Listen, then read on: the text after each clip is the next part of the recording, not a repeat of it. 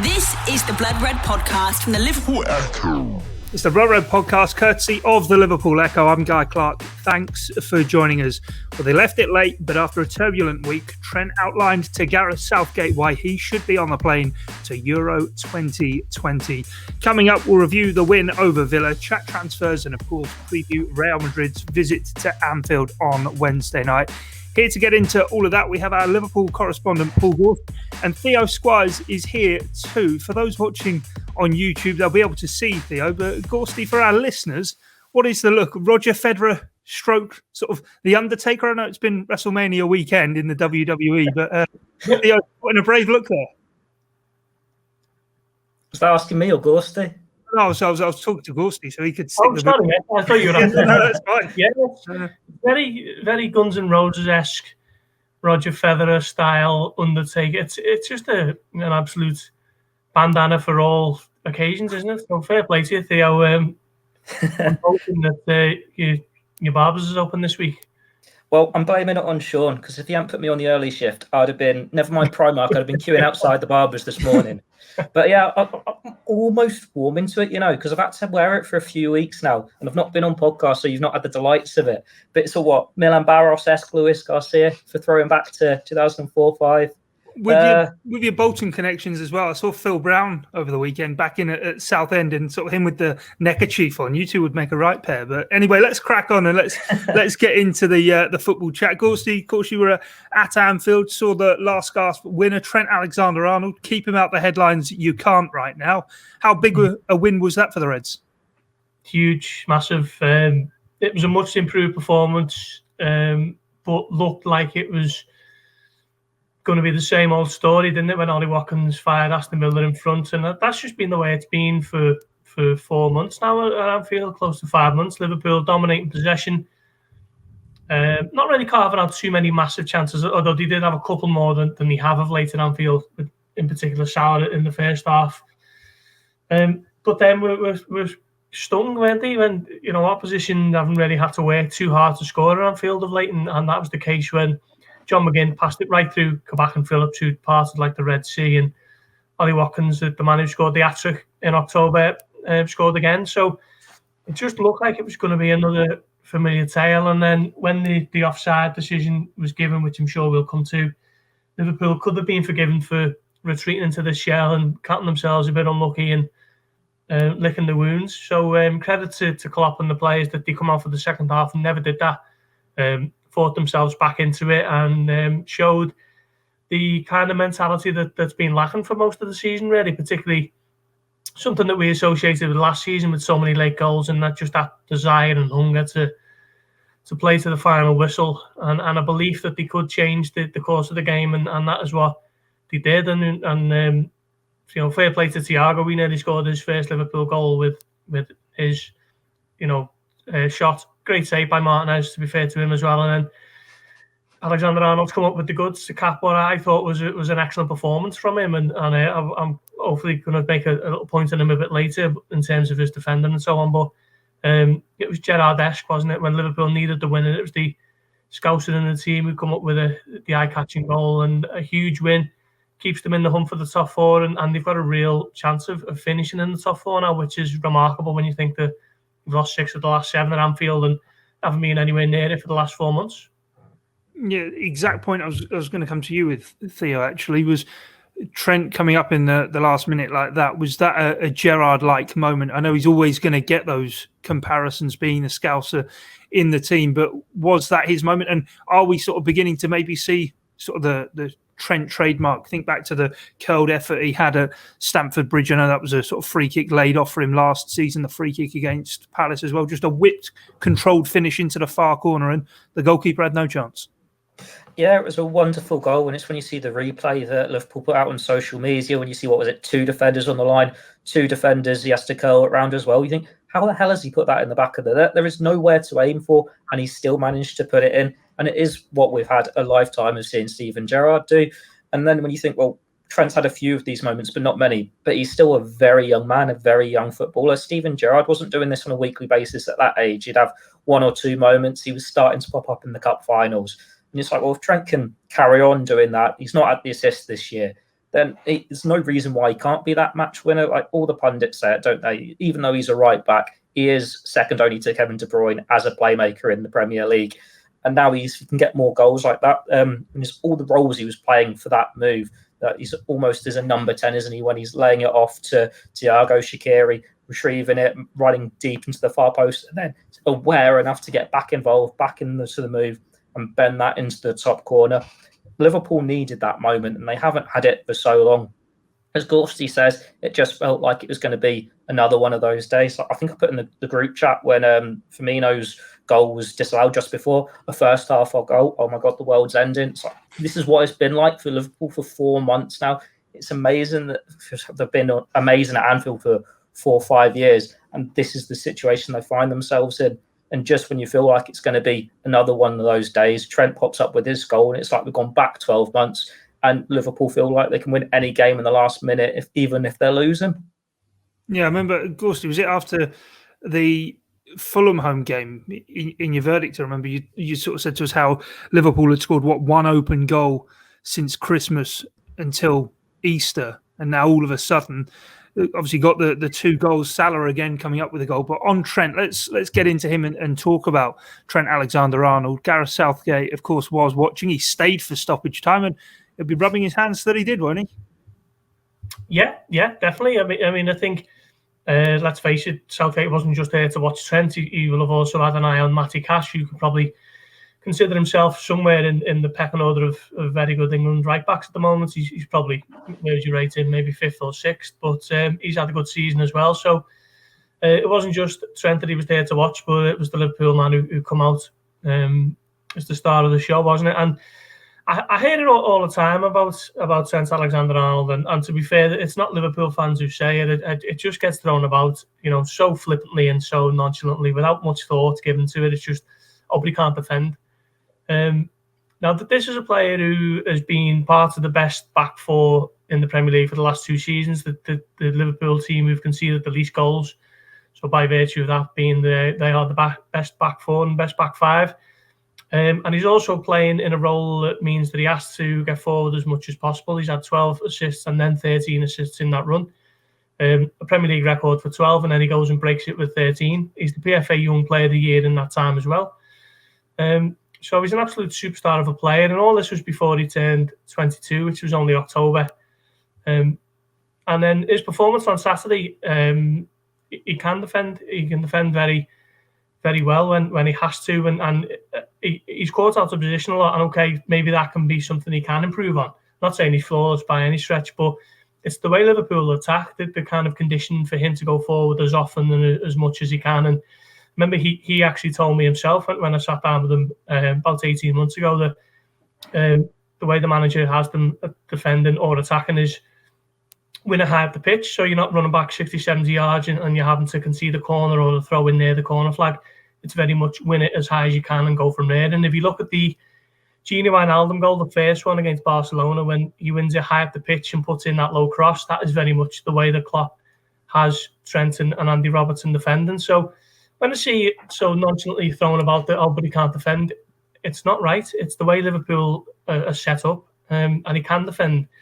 There was a situation in the second half when Villa had a counter-attack, and it was threatening. I think it was 3-on-3, and Alexander-Arnold gets back into position, and Trezeguet just runs it out for a goal kick, and it comes to nothing.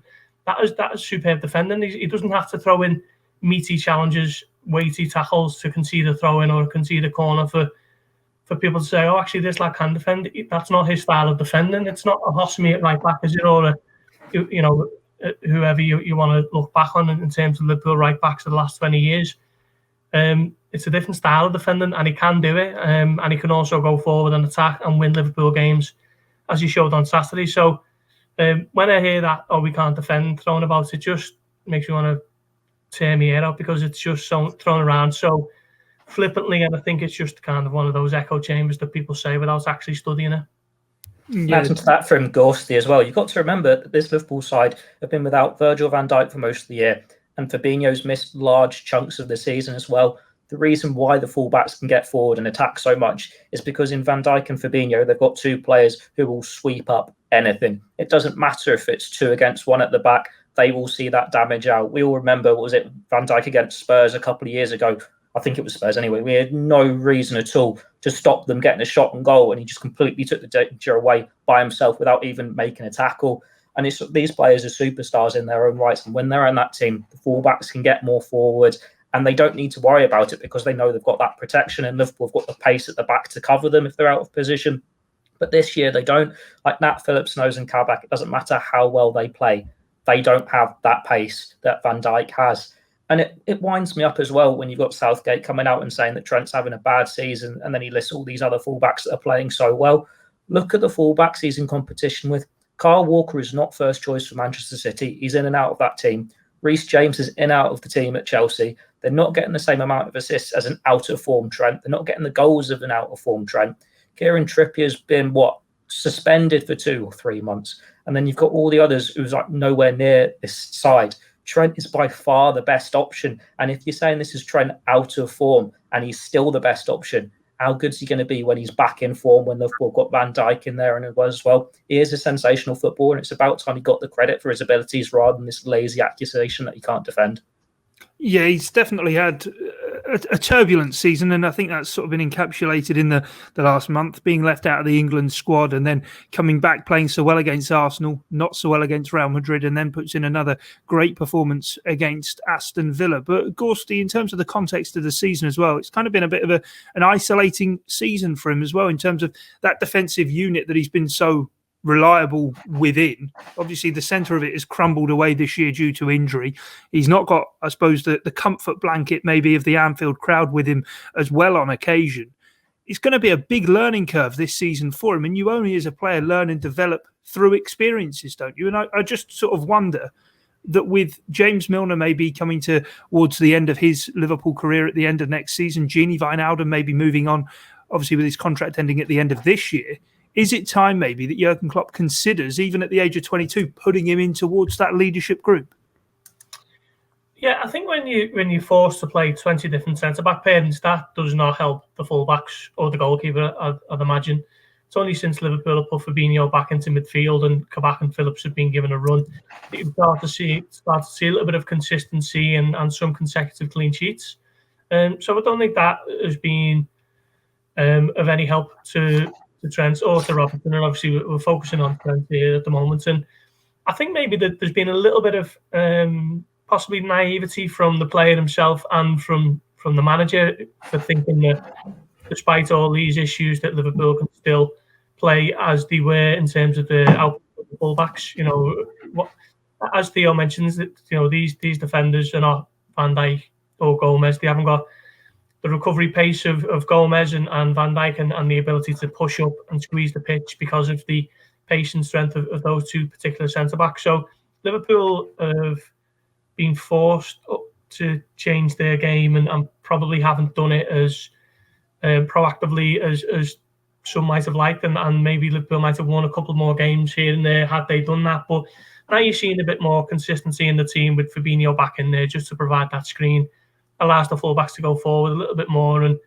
we've seen what Alexander-Arnold can do against Arsenal and Aston Villa. So it looks like Liverpool are getting a little bit of consistency back on the team, and I think Wednesday night is the big test of whether Liverpool have really turned the corner at Anfield, because even an out of form Liverpool at home probably should be beating Aston Villa at home, but now is the big test on Wednesday, isn't it? Yeah, definitely. We're going to get to previewing Wednesday's game shortly. But Theo, is it now all of a sudden eggs are in the Premier League basket again? Being obviously with the deficit, we'll get into the game in itself shortly. But Leicester had a bit of a wobble losing against West Ham United at the weekend. All of a sudden, it looks as though there might be 2 spots to play for in the race for Champions League football in the Premier League. It would be a dream for Liverpool if 2 spots become available, because you just assume that their experience would be enough to see them through. It's just been one of those crazy seasons where all the teams in the mix have had a wobble at some point, and it just so happened that Liverpool's seemed to go on forever for these 4 months that coincided with lockdown. It seems like we've had a whole mini season in this little spell. And West Ham have just been incredible in that run, winning every week, and they put themselves right in the mix. But then you can't really rule any team out at this stage when there's still quite a bit of football left to go. Like, you think it was only a few months ago before Liverpool were top of the league that Tottenham were top of the league. Now, they've had their little loss at the weekend. They've had a little bit of a blip, but they're still in the running. Everton is still in the running. They've got a couple of games in hand. If there are 2 places up for grabs, you still don't know who it's going to go to. Leicester have got their ghosts from last season. You'll think, well, maybe Brendan Rodgers can pull them out of it or not. It's just hard to call. And it's just about who gets to the finish line strongest, who gets there first. Liverpool now, 3 league wins in a row? If they can really get this Anfield demon off their back, you'd fancy their chances. Just need to get the players all together, get them all in form. A few of them begin to find it, and if you can get them resembling the Liverpool of last season, you'd certainly fancy them. Definitely. Let's get on to one of our favourite talking points from this season. It's not injuries, Gorsty. Of course, it's VAR, the joy killer, the life sucker of footballing emotion. It struck once more at Anfield on Saturday. It's getting beyond the joke now, isn't it?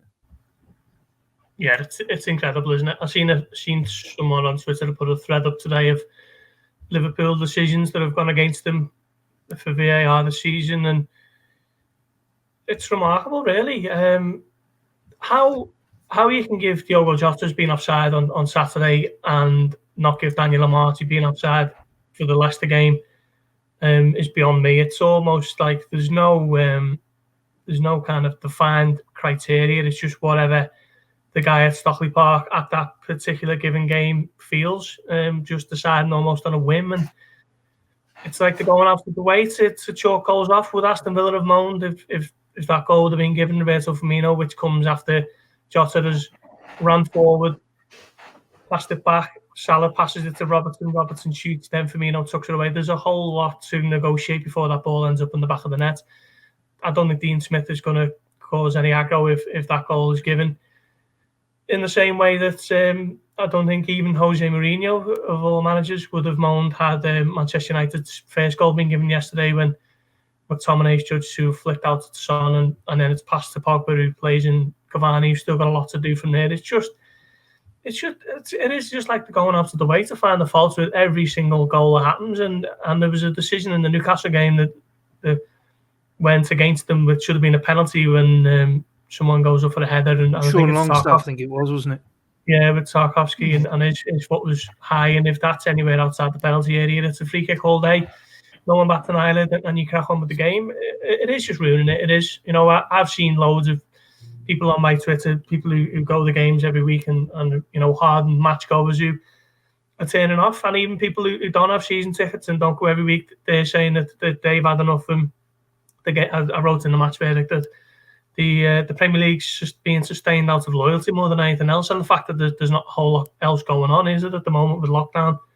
There's a load of footy on the telly and you can't go out your house, so why wouldn't you stay in and watch it? But even managing that was what I saw actually at the weekend. I saw someone tweeting saying that they'd turned the TV off, they'd had enough, they walked off. 5 minutes later, they said, I sat back down with a beer and I watched it again because, as you say, there was just nothing else to do. But Theo, in terms of sort of just VAR, just generally, I suppose the genie's out of the bottle in terms of technology. That's not going to go away. I think people who want VAR gone, sadly, aren't going to be listened to. But on these lines and sort of the geometry of the offside calls, well, first of all, the camera angles aren't dead level with the line anyway. But can't these lines just maybe be done on the ground and at feet level? Sam Williams, who's a regular listener, got in touch with us over the weekend. Thanks for getting in touch on Twitter, Sam. He said, I'm interested to hear your thoughts on this, guys. Doesn't there become a point when clubs take a stand and say, we're not having it anymore, not one player, manager or supporter want this? Nuno Espirito Santo said something very similar after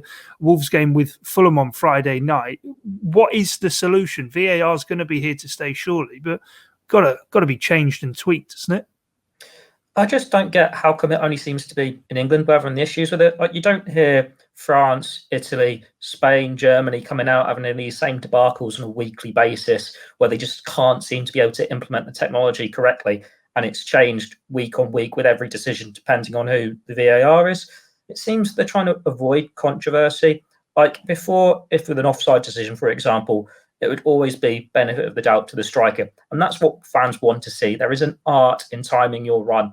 And if you're offside by a toenail or whatever, you don't care. They've timed the run pretty well and eyes benefit, let them in, let them score, let them have the goal. And now it just seems when the officials don't know what decision to make, they just disallow it. Like I've seen the stills from the Jota offside, watched it again. It's like, what actually is offside? Is it his elbow? Is it his shoulder? We've had incidents where like, is that line in the wrong place? When you've got this still and it all blurs together, whose body are we actually looking at here? I'm thinking of the Leicester, was it the free kick? You're still not sure what the correct decision is there. It's just, well, they're not implementing it correctly in the Premier League. It was supposed to be brought in to clear up the clear and obvious. So if a player is 2 yards offside and he scores and a big mistake has been made, you can use VAR to correct that and disallow this goal. It wasn't meant to be taking away the art of timing your run. Like, no one cares if someone is off by the smallest of margins. You'd much rather see the striker score from that, say, that's a great goal, fair play. And if you're having to zoom in just to see whether it is a fraction or not, then that shouldn't be the decision here. And it's like, well, the lines, you can, depending on where you're looking from an angle on the lines on the pitch, we'll see whether a player is offside or not. And it's all just making it confusing. It's annoying everyone. It's frustrating everyone. There must be a better way to do it. Before it was implemented, there were suggestions that the officials could do like in tennis and cricket, when you got the challenge, where you got the manager or captain could challenge it. Well, then just get people, wouldn't you, in the last 10, 15 minutes, getting annoyed and I've got a challenge left, and get the same controversy again with the smallest margins just on the off chance of getting goals disallowed. There isn't really a way to get it implemented that is going to please everyone unless they actually look at how they're meaning it as clear and obvious and don't do it on every single decision. Only use it for mistakes that are clear and obvious mistakes. And sadly, I think it's got to that stage now where the box has been opened and we're not going back. We've waited so long for technology to clear the game up. We forgot that it'd take away the humanity. Yeah, and I think anyone who thinks the media love it and maybe want to bracket us in that, I can assure you we don't. I know we've spent 10 minutes or so, or 5 minutes talking about it, but Gorsty, it's something we really get sick and tired of, isn't it? Yeah, I'm sick of talking about it, and I'm sick of it dominating the post-match talk and the discussion and the analysis, and you settle down for match of the day and there's no real analysis. It's just, oh, what about this decision? What about that decision? And it's all we seem to be talking about. But a mate of mine made a decent point to me actually this morning. He said, if we're not kicking up a fuss about it and we're not talking about it, then it's just going to be normalised. And I suppose that is a good point, because if it just gets to the point where you think, oh, come on, are we talking about this again? Then it's not going to subside, is it? It's not going to go away. It's not going to be dealt with. I noticed the Football Supporters Federation put out a questionnaire to fans, and something I retweeted and something I actually filled in. It was asking for opinions on VAR, and I think it was going to plan to put them forward as best they could to any sort of relevant authority. And let's hope that people took part in that in their millions and voiced their real disenchantment with it all, because that is possibly the only way it might be looked at some point, because it's killing the game. It really is.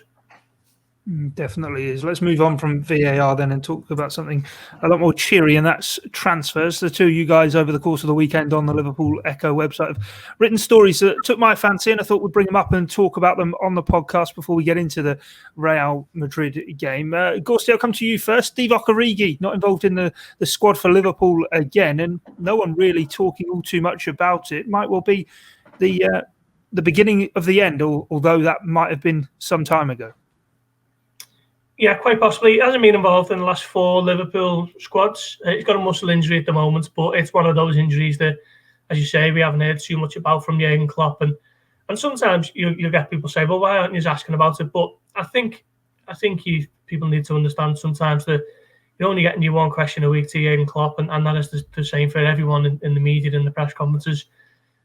It's not particularly the biggest story if you've got Jurgen Klopp saying for 10 seconds that, oh yeah, Divock Origi's got a muscle injury, so he's not going to be involved. So it's not necessarily a massive story, but it's interesting that Liverpool have been chasing games in the last 3, haven't they, with Arsenal when it was 0-0, Real Madrid when he was 3-1 down, and then Aston Villa on Saturday. And each time Jurgen Klopp has been able to bring on the likes of Jota, Firmino and Mane, but no one has, and even Shaqiri, but no one's actually said, hang on, where's Origi? Because it's just been a bit of a forgettable season for him. He's only scored 1 this season. That was in the 7-2 win against Lincoln. It was the 7th goal of the night. So a pretty meaningless one. And this is someone who has had a really sporadic Liverpool career when you think back to what he's done in terms of scoring, winning goals in Champions League finals, winning goals in Merseyside derbies, huge goals in that 2018-19 season.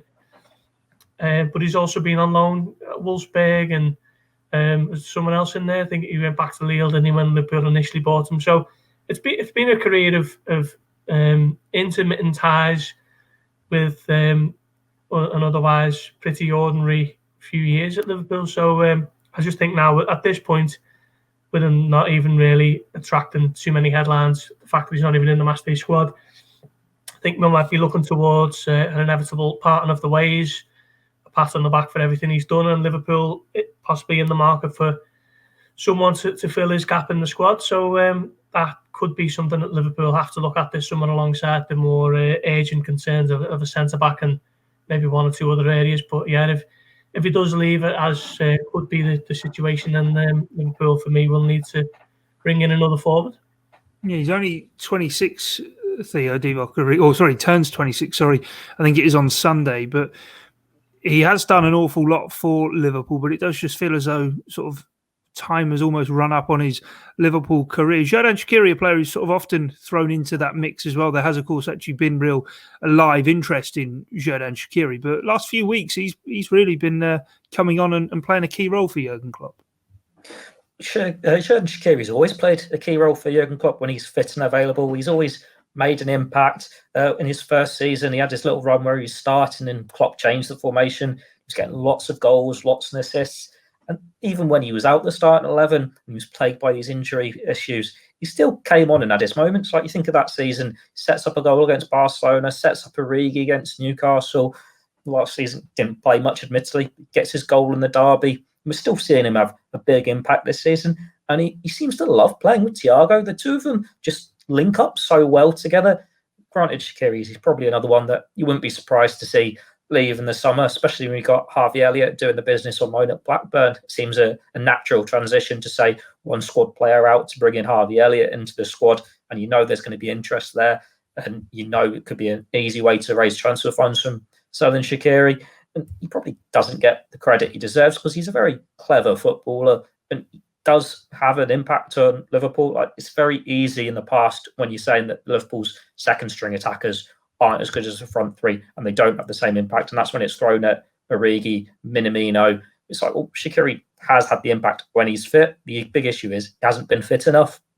And yeah, that's not what were you going to say? You can interrupt there. No, I was going to say, I was going to stay with you just talking about the piece you wrote on the Echo on Sunday. And if Liverpool are going to raise funds before buying someone, and we're talking about Origi and maybe Shaqiri, you floated forward the England captain and Tottenham centre forward Harry Kane and the possibility of that, eh?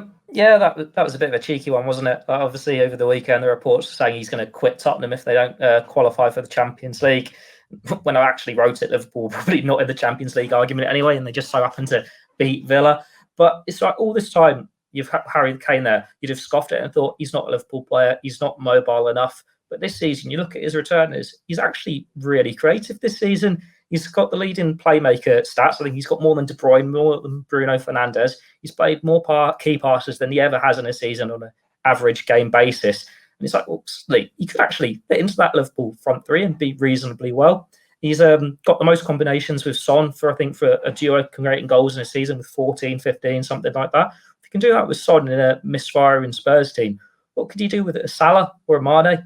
And we've had all these accusations at Roberto Firmino in the past that he doesn't score enough goals. Well, Harry Kane would score goals, wouldn't he? He always scores goals. Now, do I think Liverpool are going to sign Harry Kane? No, I don't. Do I think that it will even be in the hunt to sign him? No, I don't. But there was just this little memory of when Robin van Persie, which I'm sure you love this transfer guy, when he joined Manchester United. You think, well, United won the Premier League in 1 year, then they lost it to Manchester City. Their response was sign Robin van Persie, and then they stormed it in Ferguson's last season. That'd be quite nice if symmetry happens here. Liverpool win Premier League and then lose it to Man City. Sign the Golden Boot winner from North London and then go and win it next year. Yeah, it won't happen, but it's a nice idea.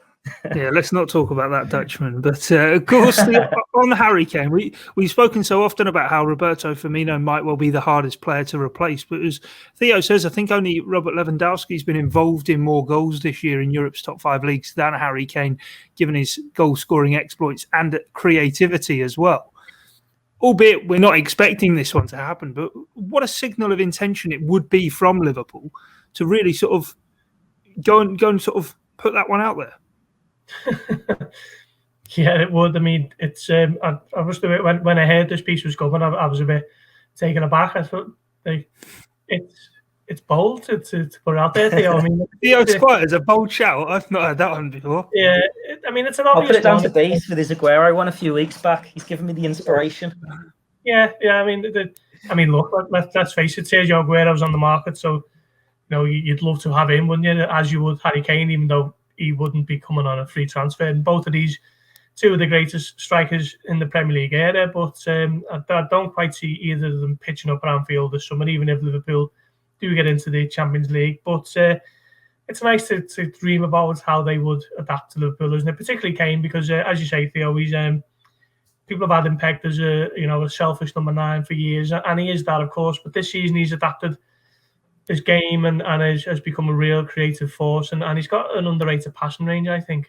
He's such a clever player, as well as being someone who shoots on sight, and he's got a great shot with either foot, but he can also thread passes and lay in teammates as well. So he's almost a complete package when you're thinking about strikers in world football. But sadly, I think this one might be a little bit beyond Liverpool, even though they're a bigger club with bigger aspirations than Tottenham, which I can say without any kind of attack on a Liverpool-themed podcast. But yeah, I mean, it's a nice one to fantasize about, at least. Yeah, I don't think Sadio Mane would be too happy having Mo Salah and Harry Kane in the team as well, taking shots when he's in on goal, maybe. But let's get to Real Madrid then before we go and look ahead to the second leg. Of course, 3-1 down from the first leg. Gorsty, it's not impossible, but it's definitely improbable, isn't it? Yeah. If Liverpool had 54,000 fans in there, and I'd fancy Liverpool to do it. I really would. We've seen it time and again, and Klopp said something himself after the game. He on Tuesday, he said it's difficult without the fans, and we know that we've got to do it alone, but we'll give it a try. And that's all Liverpool can do, I suppose. It's going to be really difficult. And Real Madrid showed that they're no busted flush, didn't they, last week? I thought they were fantastic, and they haven't got the household names of years gone by, which I think caught some supporters off guard, because I think many thought that they were a bit washed up, but they're still a top draw side, and it's going to be really difficult for Liverpool to overturn this 2-goal deficit. I think that they can score twice, but can they shut out Real Madrid from getting an away goal? It's going to be really difficult, and I'm not as confident as I would be if there was a full house coming to Anfield on Wednesday night. That's the key thing, isn't it, Theo? It's all about really the clean sheet in this game. When you think about it, Liverpool can win this game 2-0. I don't think any of us sort of doubt that possibility, maybe being able to play out. And it is all about the clean sheets. Prior to the first leg, it was 4 clean sheets in 6 for Liverpool. They've kept 6 in the 9 Champions League games so far. Do you think they can do it on Wednesday night? Before Aston Villa, I didn't. But then obviously Trent pops up with his last-minute winner. And you think, oh, this is the Liverpool of old, sort of. Maybe I can have a little bit of belief here, get a little bit optimistic. It's one of those, it's so hard to imagine it without fans. But then we've doubted Liverpool before, and they've found a way to do it, with the most famous example being Barcelona. Obviously, they had fans there, but it's whether this Aston Villa win has triggered in something in Liverpool, whether that mentality is there going, hang on, we can do it. They've got the talent, they've got the players. Granted, they might concede a goal.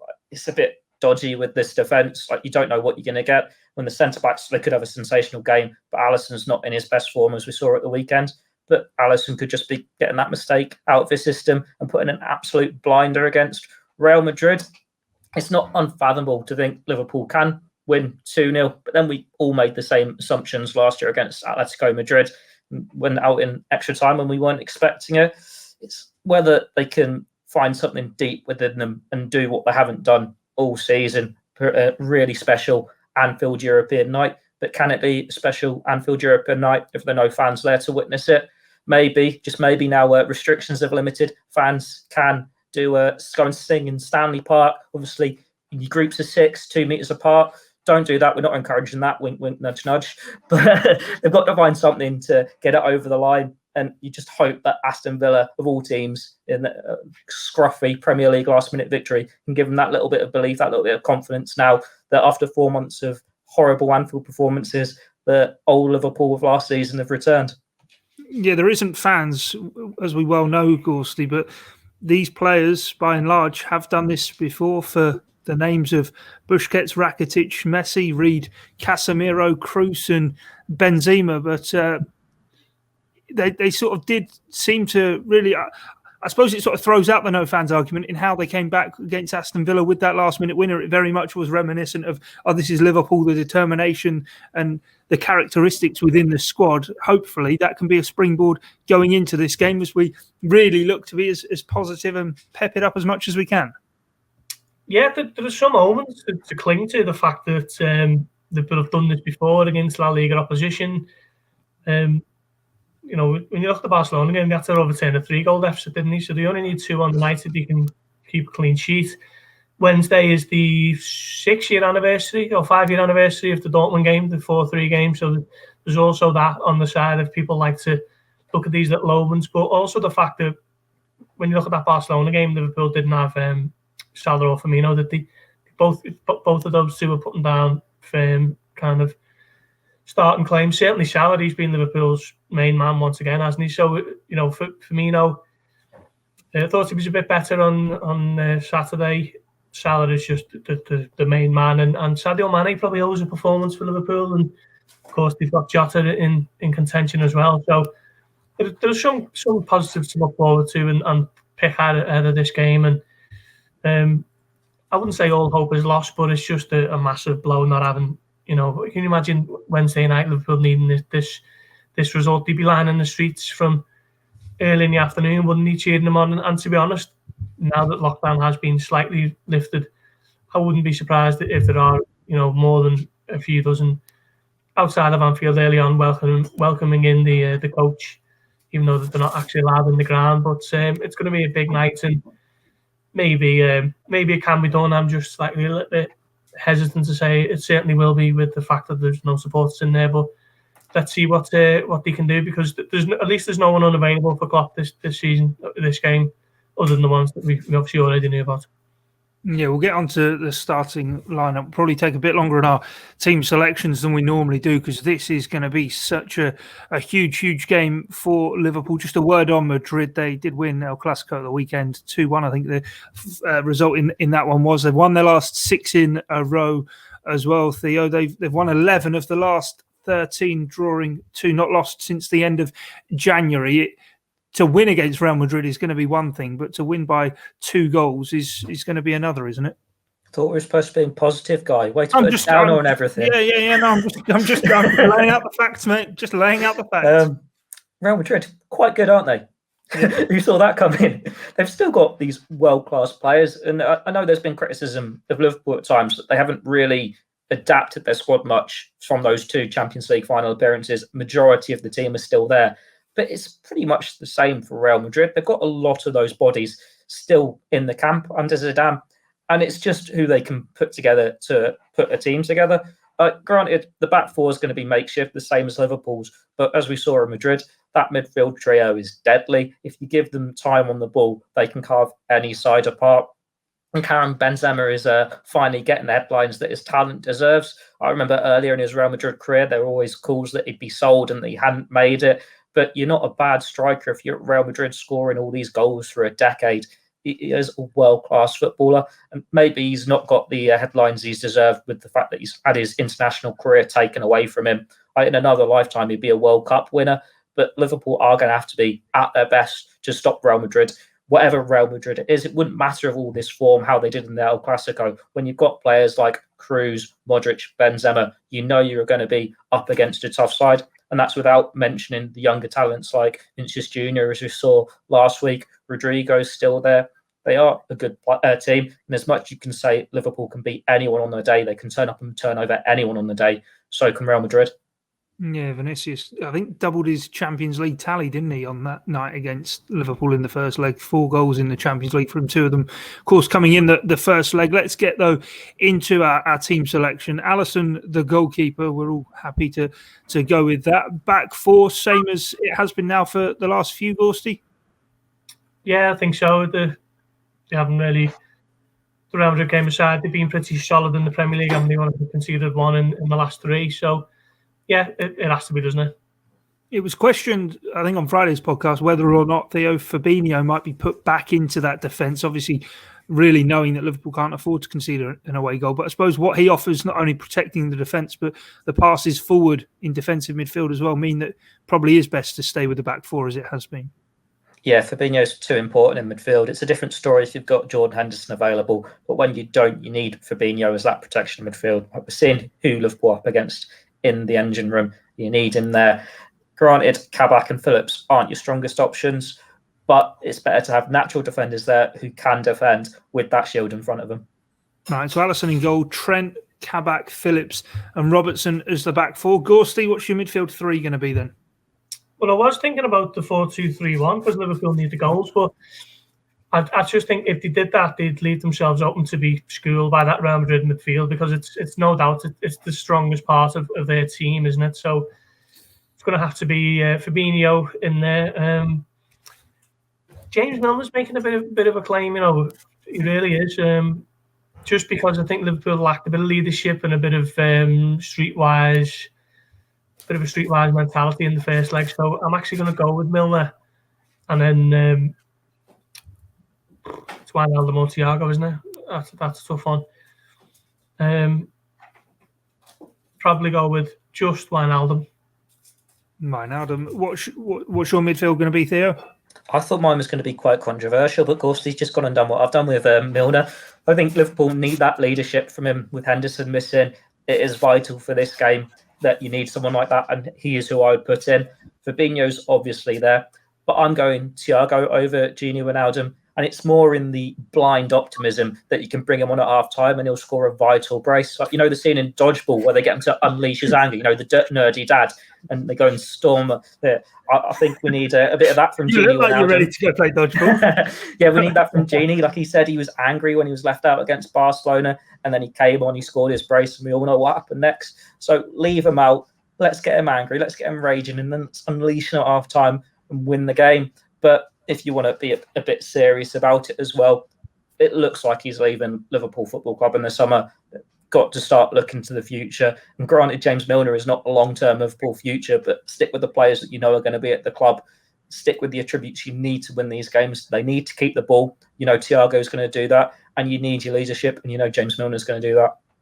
Obviously, the substitution before the halftime whistle in the first game, Gorst, was spoken about a lot, but I suppose with 5 substitutions in Europe as well, in that midfield, especially given Liverpool probably try and work their way through the game sort of in blocks, we might really see that midfield in front of Fabinho, those 2 probably both changed. And I suppose if you've got the likes of Alex Oxlade-Chamberlain, who's done so many things on European nights for Liverpool, on the bench, and maybe Naby Keita, who knows, to come off the bench, as well as either maybe one of Wijnaldum or Thiago.